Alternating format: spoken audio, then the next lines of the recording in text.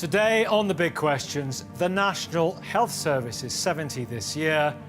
Is it still fit for purpose?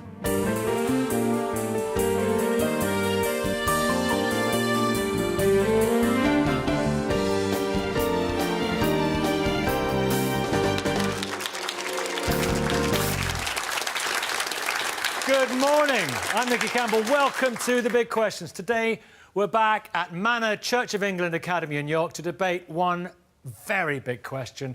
Is the NHS still fit for purpose? Welcome, everybody, to The Big Questions. 70 years ago, on the 5th of July 1948, the National Health Service was born. It had two godfathers, Beveridge and Bevan. In 1942, William Beveridge identified 5 giant problems that post-war Britain would have to tackle: want, disease, ignorance, squalor and idleness. His ideas became the foundation of the welfare state established after Labour came to power in 1945. And Aaron Bevan, the Minister for Health, was given the task of setting up the National Health Service. It wasn't an easy job. He had to fight charities, churches and local authorities who didn't want their hospitals nationalised. He had to make compromises with GPs and senior consultants who didn't want to become employees of the new NHS.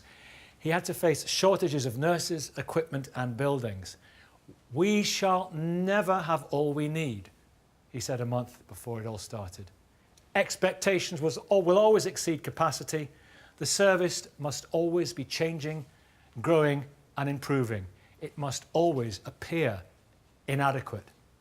70 years on, and his words ring just as true today. So we've brought together a distinguished array of doctors, managers, policymakers, academics and advocates for change to debate the direction the National Health Service needs to take now to provide the most workable solutions to Britain's healthcare needs. And you can join in too, on Twitter, online. Just log on to bbc.co.uk, The Big Questions, and follow the link to the online discussion. And there'll be loads of reactions and suggestions from our brilliant York audience. Is the NHS still fit for purpose?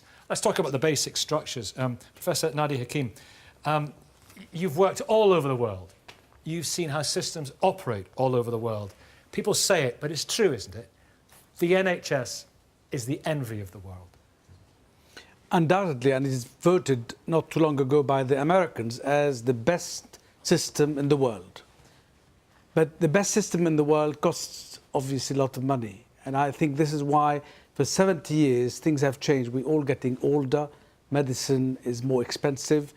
And you cannot afford carrying on the same way because you haven't got the means you had 70 years ago, because obviously it costs much more. Well, we'll talk to actually about the cost. We'll address that a little bit later on. But the basic structure, free at the point of delivery. Yeah. Nicky, That principle is... If I could come in a moment. Sorry? If I could come in a moment, please. By all means. Thank you. Sure. This is what we like to hear. The basic structure. The basic structure is now it's free for everyone coming through the door. Yeah. And it's not only free for we British citizens and residents here, but it's free for every single person coming from anywhere in the world. If you open the NHS webpage, it says anyone coming through the door from anywhere in the country will be treated free of charge in the A&E and at the GPs. You can't sustain this. In other words, as if your wife is cooking tonight and you invite all England to have a meal at your place. There's not enough food. It's exactly the same thing which happens now. And this is why things have to be change. In other words, I believe personally that we have to start charging a little bit of money like the French, the Germans, the Irish do for every single patient coming through the door. Hold that thought. I want to investigate that more later on in our discussion. On this basic principle, Neena, free at the point of delivery. Thank you very much. I think we should go back to some definitions. So if you're talking about whether or not the principles of the NHS, predominantly publicly funded, public taxation, free at the point of need, available to all UK citizens, if you're talking about the principles, they are absolutely wonderful principles and they hold good to this day and they are fit for purpose. But if you're talking about the operational aspects, yes, the structure. And the structure of the NHS today, well, clearly, we all know, we all live in this country and we can see that it is not being well managed, it's not being well administered. So I think you must distinguish the principles, which I would absolutely say are fit for purpose, they've served this country and every single citizen very well. Distinguish those from the operational structures.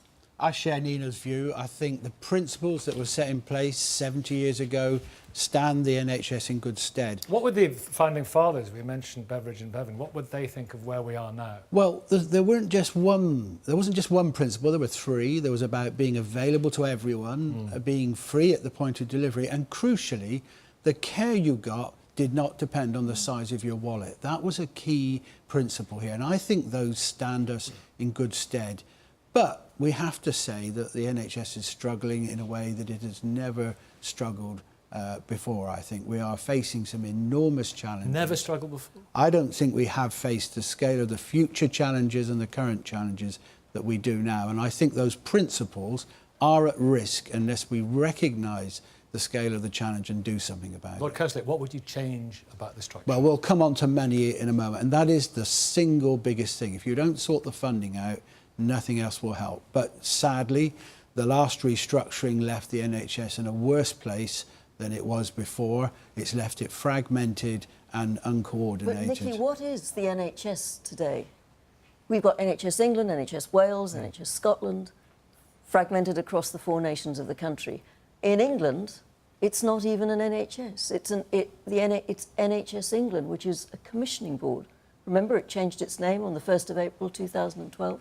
So what is the NHS in England? Who's responsible for it? And who does what? This is the thing. Bob, who should be doing what? I think the structures are very important. What has happened over the last 30 years, the NHS that Bevan left us is not the NHS we have now. It has been restructured by stealth. Successive reorganisations have taken us closer to a market insurance-based system. And now So we're now in the phase of deliberate defunding. And there are cries, you know, the NHS is unsustainable, as we heard from your first contributor. But this is exactly how public opinion will be manipulated into jumping out of the frying pan into the fire. We are being led by the nose by quite a sophisticated propaganda regime, which is going to turn our faith against the NHS, bad headline after bad headline, lots of narrative about You think this is a deliberate ploy? It is deliberate. The origins come from, I can quote you the origins, Oliver Letwin, John Redwood devised a paper back in 1988 called Britain's Biggest Enterprise, which set out how to get from a publicly funded, publicly delivered system to an insurance model like the American without the public noticing. Alex, do you buy this?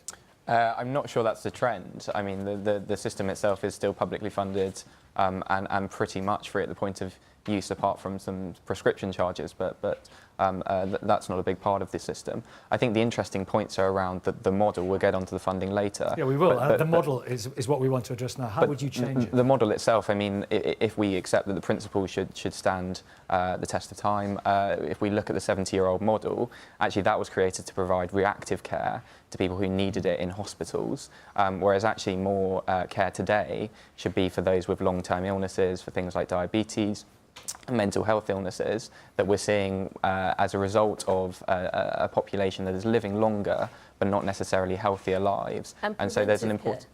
And preventive care absolutely should be essential and central to the system. So what are you talking about? More at GP level, less at hospital exactly, level? so that means moving it out of hospitals into the community and empowering GPs to deliver that.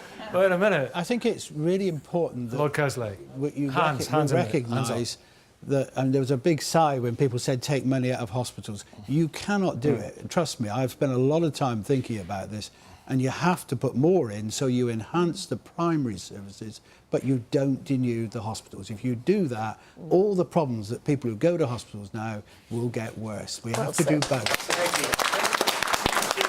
Neil, deal with what you're going to deal with. Well, the conspiracy theory Okay. for a minute, because I mean, certainly my experience of working in this area is that there's plenty of talk about conspiracies, but not really an awful lot of evidence around it. The fact is that our system and the principles still remain largely true. They were undermined a bit by dentistry charges and prescription charges, but free at the point of delivery survives, and it's gone through the test of time. There are issues around social care where people have to pay and have had to pay since 1948, and that line between what is social care and healthcare remains a very significant challenge.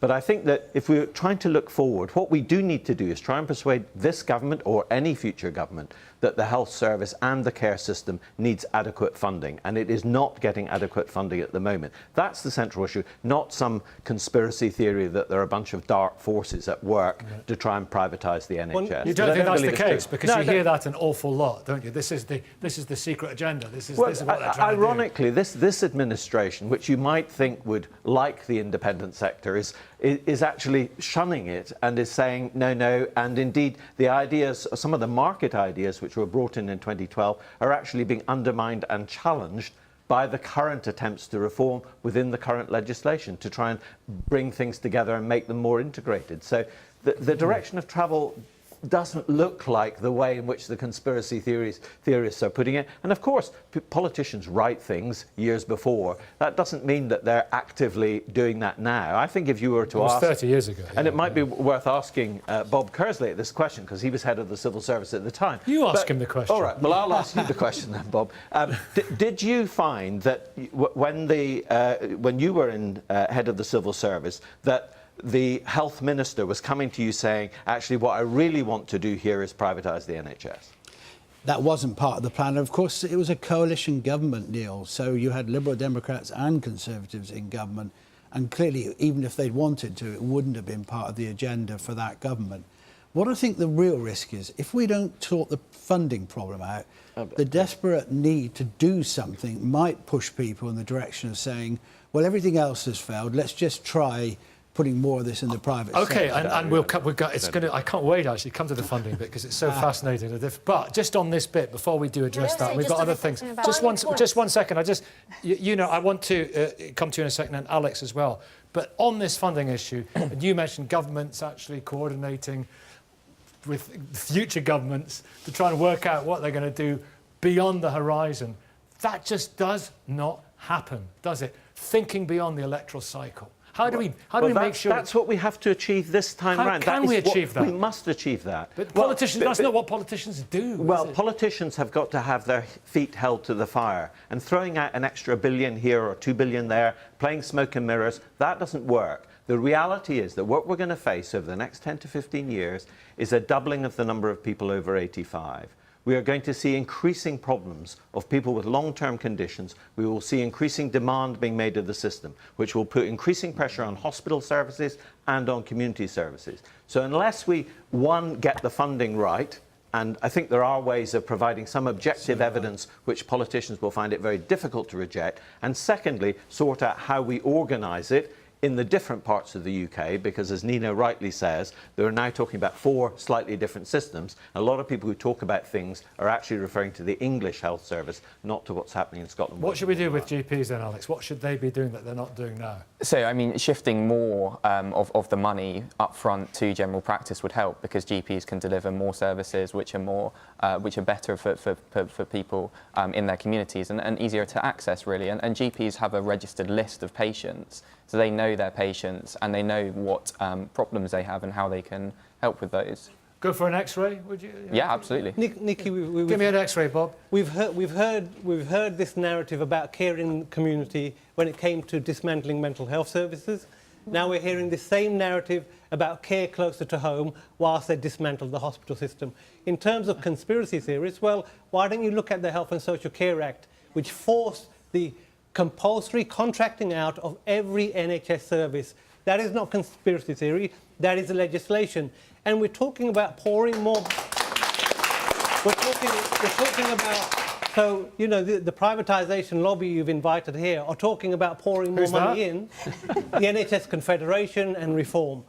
We're talking about pouring more money in, but neither of them wants to address the cost of the market, which is approximately gone from 5% to 20% of the NHS budget. Neither of them wants to talk about the drain of private finance initiative, which is sinking hospital finances as we speak, as it was designed to do. So is it one I'll talk about both of those. Political spectrum, no, it rather isn't, like the Bank of England is independent and can set rates independent of government. Hang on.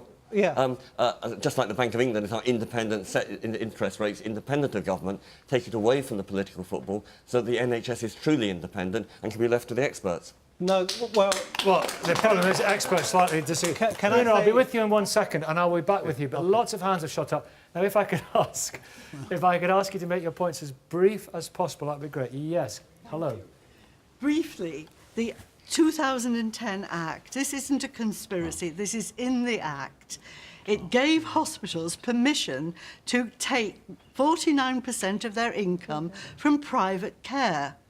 Now, since that time, we've not heard anything about the effect that this has had on hospital availability to those people who are not paying for it. I think this is something under the radar. It's not a conspiracy, it's in the Act. Okay. Also, the Liberal Party voted at their conference before the general election, before the 2010 Act was brought in, that they were not going to go along with the government's plans to privatise. They then did a volte-face and did exactly that. OK, quick It point from you, wasn't sir. I even want to a put that point, democratic one point at a decision. time. Yeah, go on. I just want to make a point about the extra pressures on the NHS. And as a GP in this city, I know that GPs nationally see 1 million patients a day. And I know that the workload in general practice has gone up by 16% over the last decade.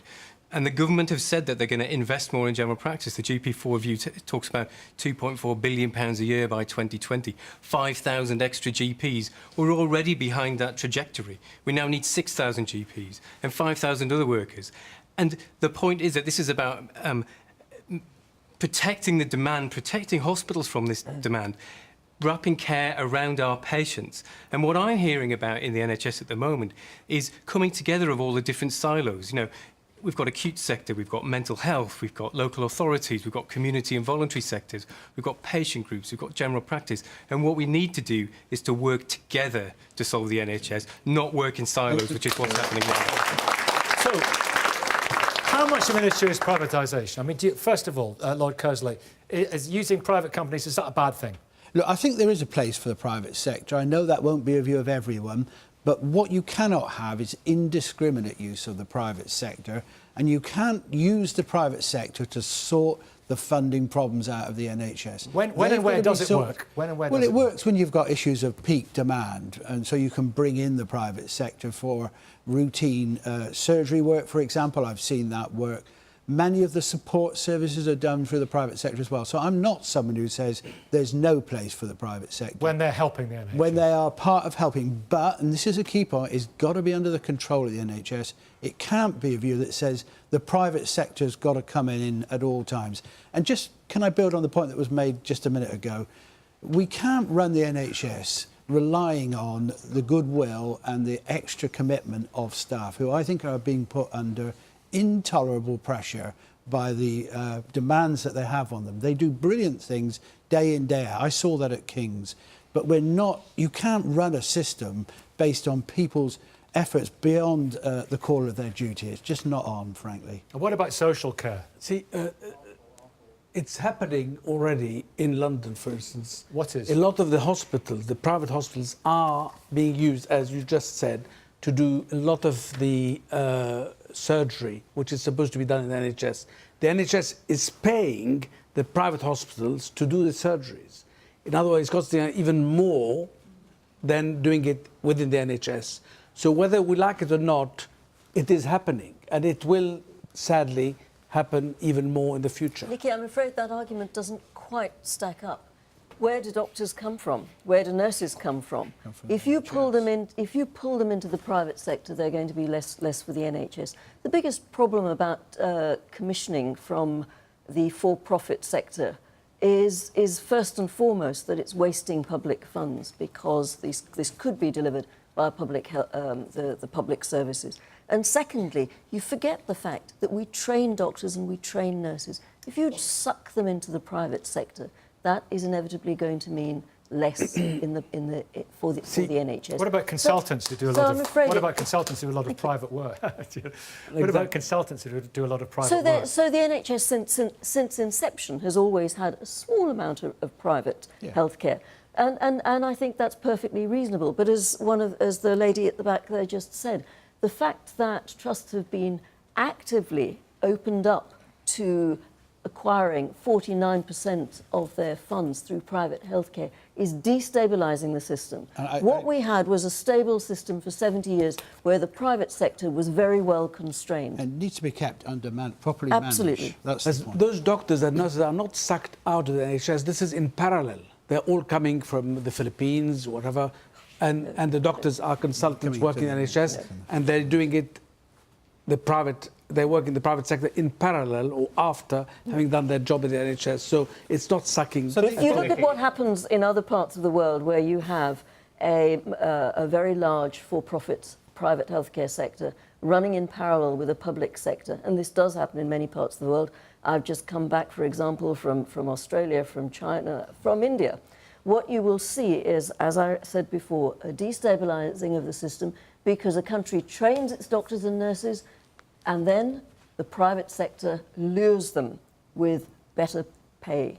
And of course, that means the public sector is constantly being weakened, progressively weakened. So what about the winter? What did we see? All the wards were full, and it was people who had nowhere to go, Adam, wasn't it? People who had no one to care for them and nowhere to go. What do we do about that situation? It was desperate. It was a nightmare. It was a nightmare. It's a system which, at the best of times now, thanks to systematic defunding, has no slack in it. There's not enough slack for doctors to get home on time. There's not enough slack for doctors not to be carrying 2 bleeps at once. There's not enough slack for there to be enough adequate nursing on the wards. So when there's a big stressor on the system, like a bad winter, we see that it doesn't hold water.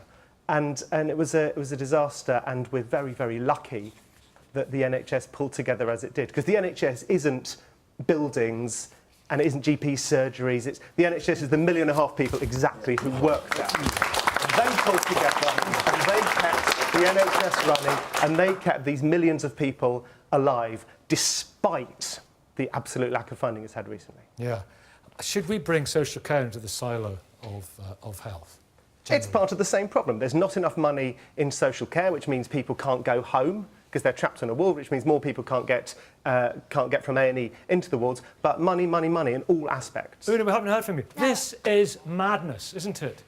I'm going to disagree with the comment that the NHS is the envy of the world, because Obama tried that with Obamacare, and if you actually talk to Americans, they can see that it doesn't work. And if you look at the doctors who have left this country, well, the ones who are paying the insurance, and it keeps going up, up, up. If you look at the doctors, why are they leaving? Well, they're leaving to countries that don't have an NHS model. They go to Australia, they go to Canada, New Zealand, and the same with regular people, because they know that those countries don't have a £1.6 trillion debt, and they know that this government is going to change the NHS. They are going to keep cutting funding. Already GP surgeries needed a minimum practice income guarantee for safe practice. Every GP surgery ended up opening a brown envelope where the government just slashed the amount of money they received. So that's why lots of GPs are leaving. And now you've got this involuntary manslaughter charge hanging over everybody's head, whether you're a hospital doctor, nurse, or GP. And they're terrified. They're actually telling me they're so terrified because if they see negligence and they're involved in it somehow, they're going to end up going before the GMC. So, and even when they go up against the GMC and they're paid £12,000 for medical legal insurance as a GP, and they expect to be represented, the clause says it's discretionary representation. You wouldn't get that if you paid for car insurance, but it's discretionary. What does that mean? They don't have to supply a lawyer or give you legal advice. They could just say, we've had a meeting. In your particular case, we're not going to represent you. And that has happened where doctors have gone up against the GMC without a lawyer. Big issue. But what about what Adam was saying there, the desperate situation of people being stuck on wards? We saw it last winter. It's unacceptable in one of the biggest economies in the world. Yeah, but that's because it costs $113 billion to run the NHS, and it keeps climbing every year. And you can even supply a bionic eye at King's College Hospital, transplants, dialysis, dialysis, £30,000 a year. It keeps going up, up, up. It's a black hole. But the one thing, actually, we're actually spending less as a country than similar countries like Yes, France and and Germany. it's dangerous. It's dangerous and to the answer, spend that less. Indeed, it is. We should be spending more money on the Absolutely. health It's a service. safe So bet. it's not just a question of saying this system is broken and therefore we need to have an alternative system. The system itself does need reform. I think most people would accept that. That's partly because the nature of the demand on the healthcare system has changed. It used to be, as somebody described it, a reactive service. So mostly it was about doing elective operations and doing some long-term conditions. Now it's predominantly about people who have long-term conditions. We need to change the model in order to make it more effective. I want to talk about priorities in a second, but first of all, we've got plenty of time. We have to move on because we've got other things to discuss, and we will be getting on to funding as well, and who pays for it and how we pay for it. But I want to talk next about priorities. First of all, thoughts from the audience. And please make it as brief as you can. Good morning. Hello. Briefly, there was a question, what should we be doing about it? The answer, really, I am sure, is not about us old wrinklies going to hospital and all the rest of that. It's about letting every single person in Britain know that we are responsible for our children, our grandchildren, our greater-grandchildren, and so on and so forth, so that we're voting the right way, we're bringing it up in the right way. The BBC's overflowed with this of this, we've got our children. We need to have a debate about it on the BBC, don't we? Of course. Yeah, and you, sir. The question, straightforwardly, is this. What is more important in this country than the NHS? What is more important? I've spent 2 weeks in America and all about this American dream, and that country, right, that would like to tell the rest of the world that it is the world leader and it's a superpower, is terrified of the American nightmare. Every advert that comes on is either for a drug with a load of disclaimers so you don't sue them. You know, this could cause problems if you have lungs. This could cause problems, right? It's got so many of those terms and conditions that 3/4 of the advert is saying, right, here's the product, please leave us alone if it goes wrong. And people are terrified because they cannot afford to be ill.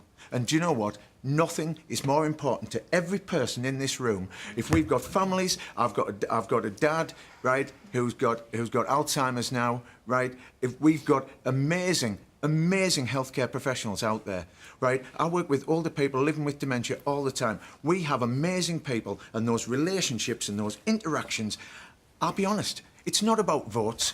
It's about life, and it's about us, and it's about family, and it's about caring for those next to you. So our priorities. And, you know, when I've been I do a lot of travelling, been in South America recently, talking to people who, you know, quite poor people, say, well, what happens if you get, you know, cancer? Nothing. You die. And that's the extraordinary thing. Only you realise the nature of our system and how wonderful our system is when you speak to these people from other countries. And they say, what? That happens in your country? That's amazing. The NHS has given this people of this country peace of mind for 70 years. What a wonderful, wonderful gift that's been. Right, priorities. Adam, you've written this book, This Is Gonna Hurt, Secret Diaries of a Junior Doctor. It's been thoroughly recommended to me. Can I just tell you? Thank you very much. I'm giving you the feel-good factor. Yeah, I feel great. Apparently it's great. I'm giving you peace of mind. So what treatments and services, let's be honest in this section of our debate, what treatments and services... I was being honest in the last section. I know you have, but I'm asking for a general collective, let's lay it on the table. What treatments and services is the NHS doing now that the NHS should not be doing? None. The NHS should provide what it set out to do. It doesn't quite do everything. I worked in the field of obstetrics and gynecology, parts and labour as it was known, and we rationed IVF. And it feels terrible to say to a patient across a desk, this treatment is available, it exists, it works. Nice, the people who say that what we should be providing, say we should provide you 3 cycles, but unfortunately on a local basis, it's been decided that you only get 1 cycle, which means you have a 20% chance of having a baby. Cliché alert, but postcode lottery. postcode lottery. And that's unacceptable. It shouldn't be a thing. And that's the ghost of Christmas future, the more we start picking out from what the NHS should and shouldn't provide. And it isn't, don't think of it in a sort of in an impersonal way. Think of what it actually means. Being the doctor, I've had patients cry, hit the table, hit the wall. You know, you're breaking bad news. They have a grief reaction if you say you can't have this thing that will help you. And we see patients who have grief reactions the entire time. Have you seen that yourself? I've seen that myself. I had a patient who, it turns out, attempted suicide, having been denied IVF that she would have been offered in a different area. This is terrible. We're in the first world. It shouldn't be the case. But normally when we break bad news, we say, you know, we did everything we could. But in this case, when we're rationing care, we're breaking bad news, even though we haven't done anything we could. OK, we'll address that later on. Nicky, I do think there are some areas where the NHS, it's perfectly legitimate for us to look at whether something should be provided or it shouldn't. That's exactly what NICE do, of course. They create a threshold and value for money. So taking an extreme case, if I were to say, here is a pill which will give you an extra 30 years of life and it costs the NHS 2p, you'd say, well, that should be available for everybody. If I said, well, here's a pill that costs £300 million and it will give you 2 minutes of extra life, you'd say, well, that's ridiculous. Of course we wouldn't do that. Now, those are absurd examples, but somewhere in there's a debate about what is value for money and what we think, which will ultimately always be a finite amount of resource, how much should go in and when that threshold is reached. And I think IVF's a very good example where I think as a society we haven't debated it properly or understood it, and possibly, you know, the rationing is unacceptable, or the setting of the priorities is unacceptable. But I don't think we should pretend that we will never have a debate about priorities. As Bevan said originally, it'll always seem inadequate. So we need to have an honest debate about what is available. There are drugs prescribed like aspirins, which are prescribed... statins as well. Yeah. Well, statins as well, but aspirins, which you can buy over the counter, an awful lot cheaper than the NHS handing it out through a prescription. And again, I think a lot of people would say, well, I'm not sure that is right, that we should be paying for that. And therefore, and there are also medicines which maybe have limited clinical value, which the NHS is happily prescribing. So again, I think there's a perfectly good case for saying, as long as we have a debate and we have absolute openness and understanding, there may be restrictions. Are you a drug dealer? Did you not say that? I think this is a... You indicated, I think, when I read that something you'd said, that you saw yourself sometimes as a drug dealer. Well, there are very powerful lobbies at work. You've got Big Pharma, who influence the writing of guidelines, and doctors end up prescribing to guidelines because they fear not prescribing might lead to them being in court. That's a different issue. What we're addressing here is, do we prioritise the deserving and undeserving sick? We should absolutely avoid going down that road.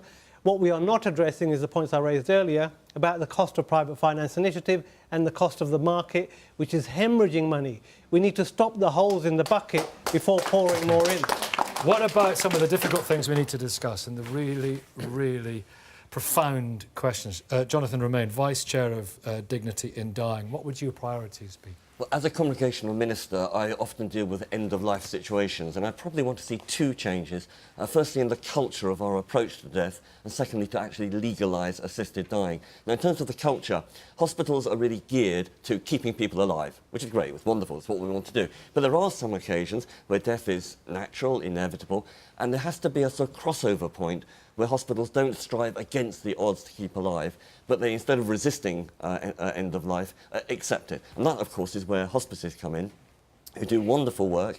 Do you see much evidence that is happening, that we are all too often resisting the end of life and delaying the inevitable? Yes, because the staff always want to keep people going and want to do their best, which is wonderful, but sometimes it's better to let go or to tell people they are dying, they've got a limited time, and do the hospice care, which allows them to talk about death openly, to make a will, to talk to relatives. And by the way, hospices are independent. They should be joined up with docs with hospitals. Yep. Also, they're largely voluntary funded. Again, maybe we should think about hospices as something that we fund because we are all going to use it.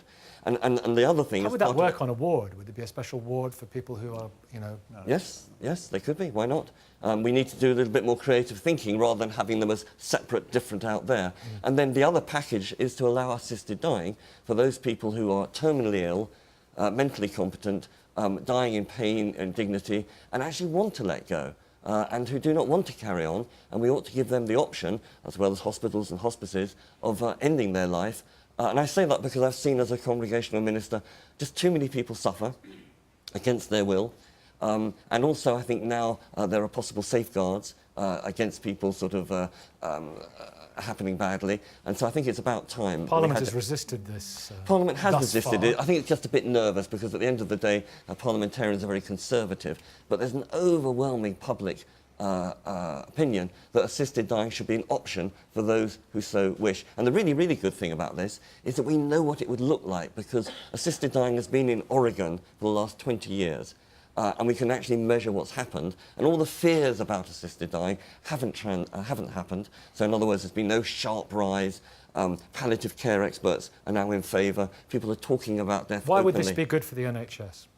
Because it would allow people who do not... It would be good for the individuals who are caught in the NHS system. Because why suffer? Why carry on in agony? If you've got something that's a neurodegenerative, motor neuron disease or Huntington's, why, if you know you're dying, we're talking about terminally ill people, why should you be forced to carry on? Why should you not be allowed... Would it save money? That's a question That's some not the might issue. That's not the issue. The issue It is is for some people people letting go early rather than being forced to carry on. Any thoughts on this, the money situation? Yes, Madam. I'd like to get back to this business of funding. We're going to get back to the business of funding a please little come bit back to later me on. when you do. I will, I will. And if I don't, I'll have the weight of the nation You will. on my shoulders. Andrew, response to what Jonathan is saying. Now, you know, some people do take it down to an issue as stark as funding, don't they, or as expense and cost of our ability to keep people alive, exceeding our abilities to treat the underlying cause of why they're ill. But how do you respond to what Jonathan said? Yeah, I think there's two aspects I want to pick up on. The first being talking about people suffering at the end of life. I mean, I absolutely share Jonathan's desire for people not to have to suffer, but that's why I believe so strongly in investing properly in end-of-life care. I did some research talking to doctors, nurses and chaplains who work with people at the end of life. And they were very clear that there doesn't have to be this stark choice between people suffering or choosing assisted dying. There are lots of things that professionals can do to support people by understanding them, understanding what matters to them, understanding their biggest concerns around their suffering and doing all they can within the brilliant technologies and the brilliant skills that professionals have to help alleviate people's suffering. But I do think there is a wider concern. We talk about cost, and I know that for you, Jonathan, perhaps cost isn't part of the issue, but for lots of people it is. Do you fear that that's the case? That's what I was trying to get at. Absolutely. I mean, only a few weeks ago in The Guardian, Polly Toynbee wrote that cost is an inevitable part of the reason why we need a law to allow assisted dying. She also wrote that people who are dying become burdens on their families. To me, that's a violation of what it means for people to have dignity. I don't have the article, I can't see the context. But people who are dying are not burdens, they are human beings, and it's our job to communicate that. And nobody should feel the need to end their own life because other people have made them feel that they're a burden. Except the evidence from Oregon, and we can actually see the future. We can see the future because it's happened for the last 20 years. It's actually the AB class that generally go for an assisted death. It's not people who are badly off. It's nothing to do with finances. And it's because people actually want control. We assume we can control our life. Why cannot we have control of our death?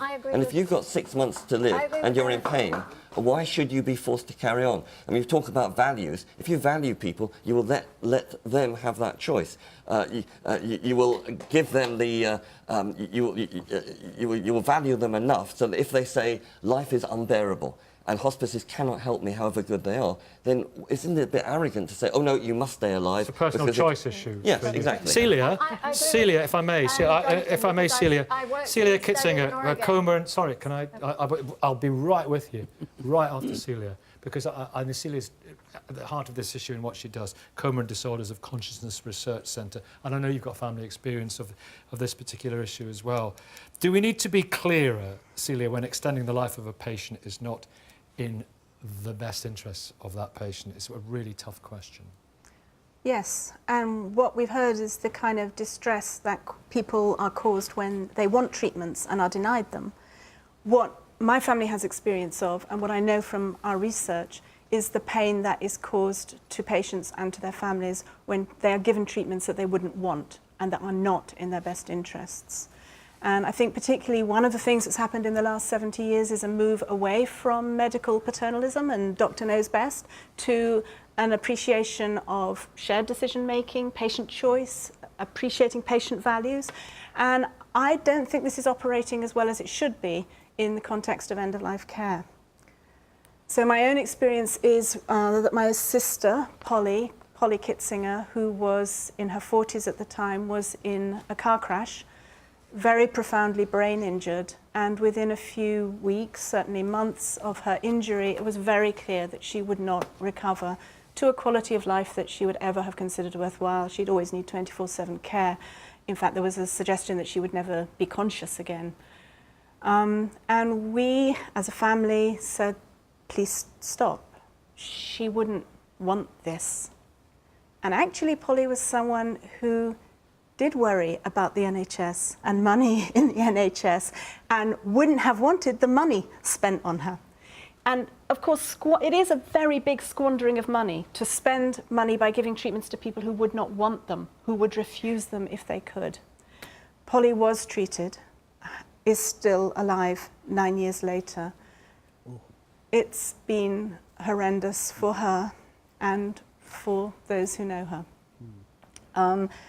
And our situation is there are 16,000 patients in this country being kept alive in a permanent vegetative state. That's not what Polly is. But these are people who will never be conscious again. 16,000. Now, you ask the question, is there treatment being given by the NHS that shouldn't be? I think so. And I think that is exactly the kind of example where we need to ask really serious questions about why life-prolonging treatment is being given to these patients and in whose interests it is to deliver that kind of treatment. It's not primarily about cost. It's not primarily about money, although, goodness, they cost a lot. It's actually about the human rights of those patients to have what would surely be a treatment refusal in most cases acknowledged and respected, and not to continue to give treatment that isn't in people's best interests. So there are two things that Polly could have done as an individual and that everyone here could do as an individual to avoid being in that sort of situation. And they are not being promoted within the NHS very much. So one of those things is appoint somebody else as a welfare attorney who can make decisions on your behalf when you cannot. Because most people don't realise that next of kin are not the decision makers. But you can appoint a next of kin or a friend or someone you trust to make decisions for you when you can't. So that's one really important thing. And the other really important thing you can do is write what's called an advance decision to refuse treatment, where you can say, if I'm ever in this situation or that situation, I refuse these treatments. And this is about patient choice. This is about patient-centred care. People do change their mind. If they have a mind to change, yes. And I have rewritten my advance decision many times in the last 9 years. I keep changing my mind and discovering new things and new issues to think about and new treatments that have been developed, and I rewrite it. It's not a complicated document. Anyone who wants to write an advance decision can get on an excellent web page from Compassion in Dying, and it's a simple downloadable form. So this is something people can do to protect themselves from unnecessary and unwanted treatment. Thank you very much.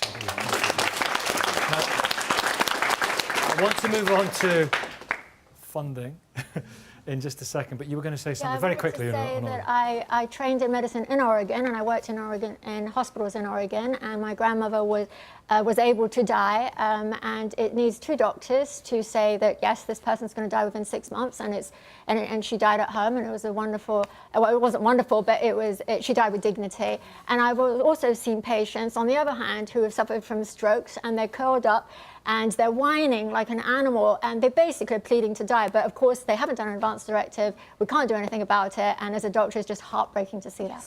Yes, at the moment we've So- got three bad options. You can either just carry on in pain, Let's get or Andrew's you can response. try go off to Yeah. Dignitas, but you have to be wealthy to do that, or you can try suicide, and no one would want to advise that. So we need to have that as an option, which most people won't take. But I think most people want the emotional safety net of having it there if things went But that pear-shaped. requires changing the law. And at the moment, the law does permit treatment refusal in advance, does permit you to appoint someone else to make decisions for you, which actually could obviate some of the problems that you're trying to solve with assisted dying. It's both And as you and. say, Both it's and. heartbreaking for doctors. I talk to paramedics who have to do CPR on elderly patients with dementia in their 90s, break their ribs, hurt them. I've talked to doctors who've had to insert feeding tubes and knew Andrew, that the patient wouldn't want Andrew, it. from your perspective, a last thought on this issue before we move on to how we pay for everything.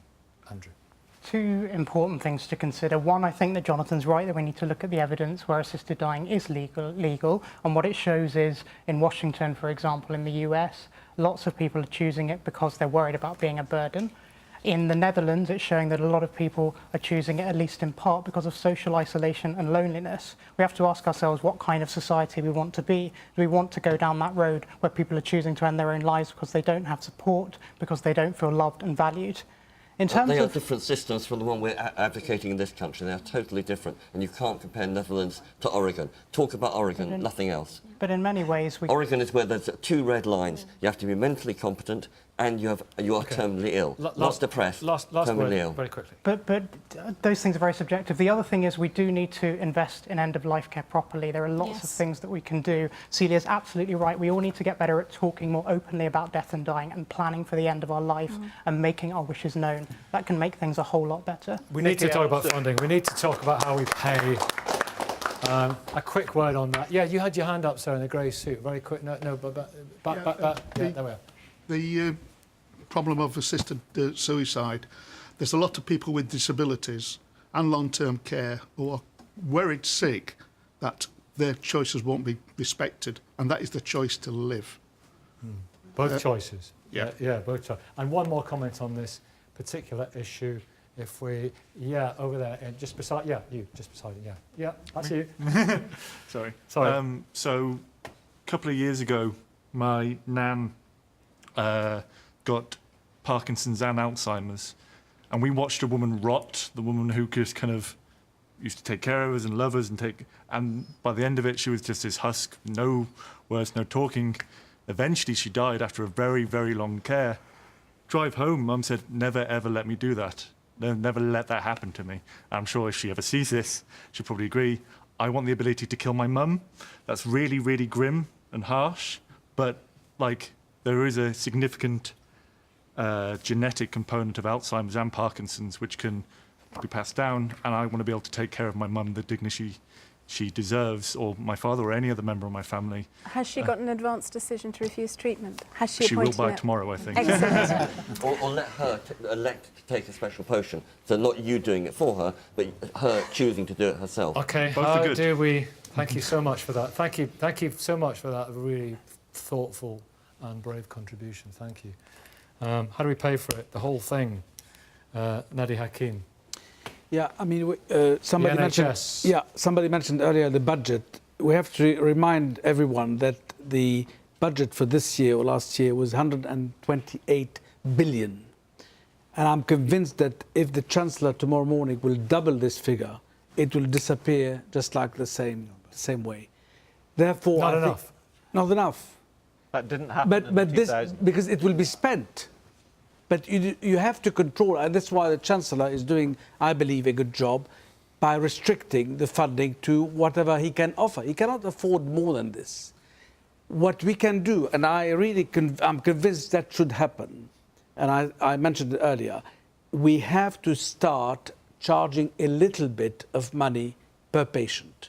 The French do it, other Europeans do it, and the Americans. For what? For whenever you go to see your GP, you pay a bit of money. I don't know. You can decide how much it is. Now in Southampton, you can decide how much it is. In Southampton, they're charging £40 per the first 10 minutes. These are the NHS GPs. I'm not inventing this. So I think this will eventually have to happen. The other thing is, I think we should create, and I think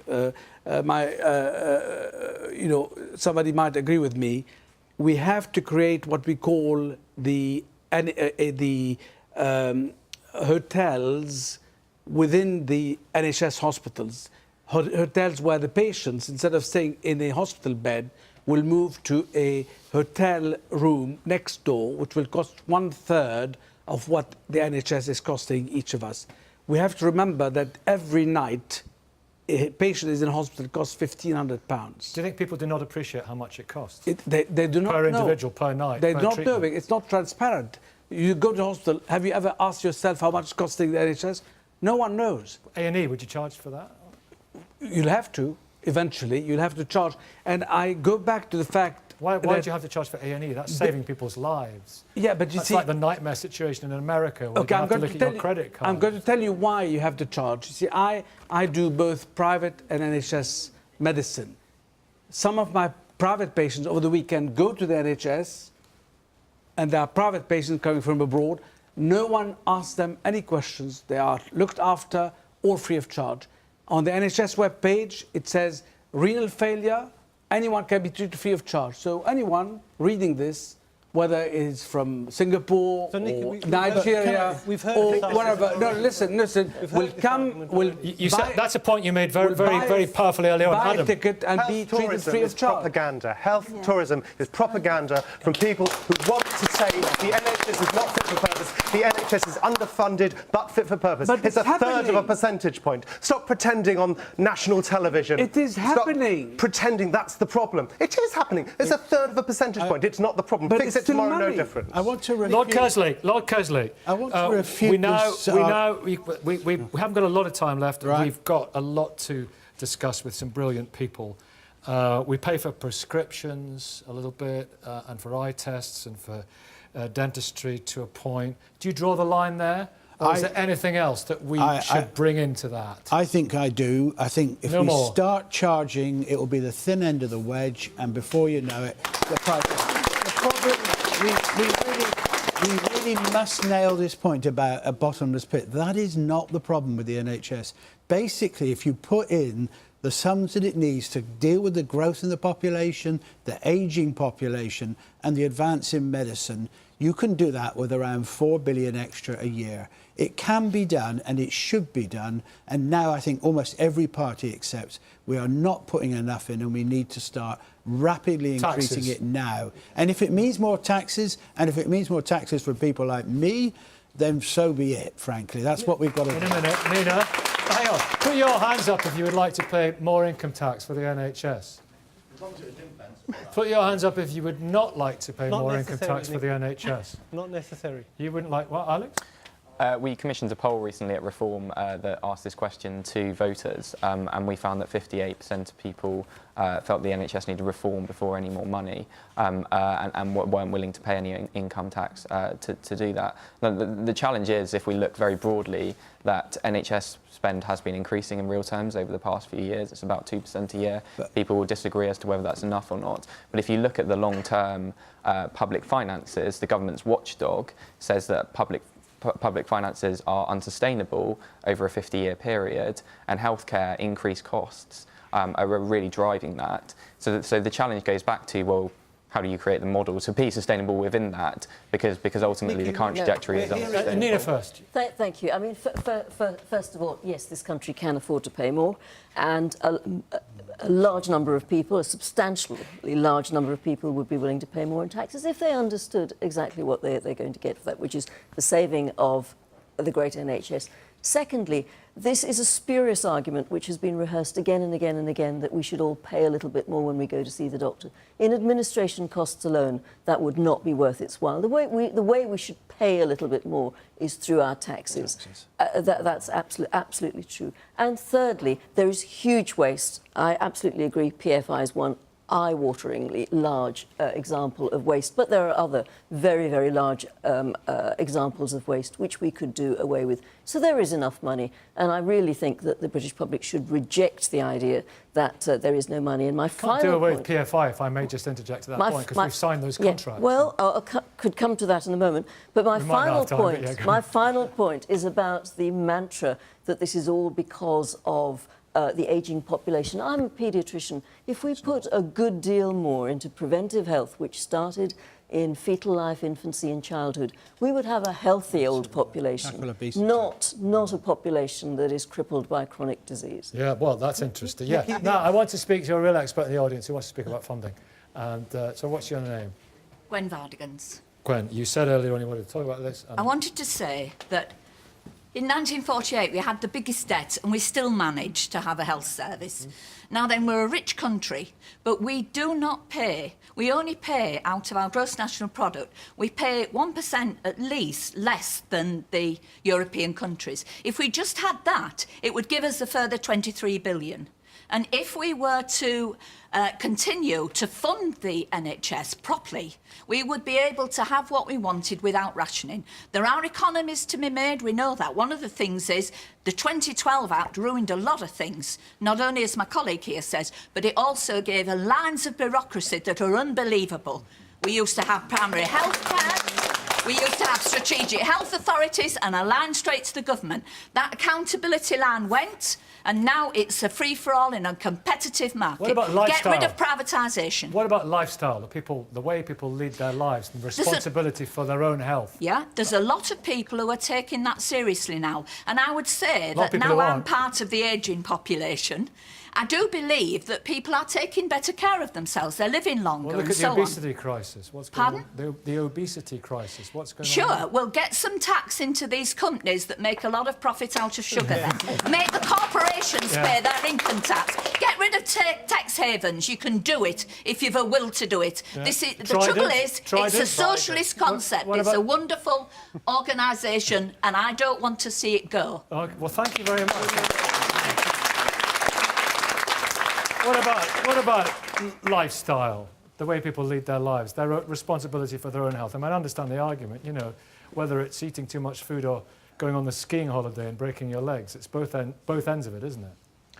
Well, it is. And, of course, people do need to take responsibility for their own health. But the reality is, at the moment, that we don't have a health service which is putting enough into prevention, which is putting interventions at the point where we can at least mitigate some of the problems. Now, some of those preventions will not save money. It merely means that individuals will suffer less and they will then grow older and they may then get other long-term conditions. So we shouldn't sell the idea that all prevention will relieve the amount that we're going to have to spend. More taxes? Well, we have to decide as a society what it is that we want. And if we're going to have what we want, we will have to pay for it. And that means, I think, the vast majority of British people are not in the business of saying, well, you should pay a bit when you go along to the doctor. The vast majority want to keep with that principle, which you opened the programme with, around the free, universal, at the point of delivery care. But the question is, if you want to do that properly and you want to meet 21st century needs, not 1948 needs, you need to pay for it. And you've got to put it in your manifesto. And you've got to put it in your manifesto and commit not for 1 year, not for 2 years, but for 10 years. So we've got a commitment over a long period of time, and then we will start to do it. And social care must be included as well. Adam, money? Money, money, money. Money, money, money.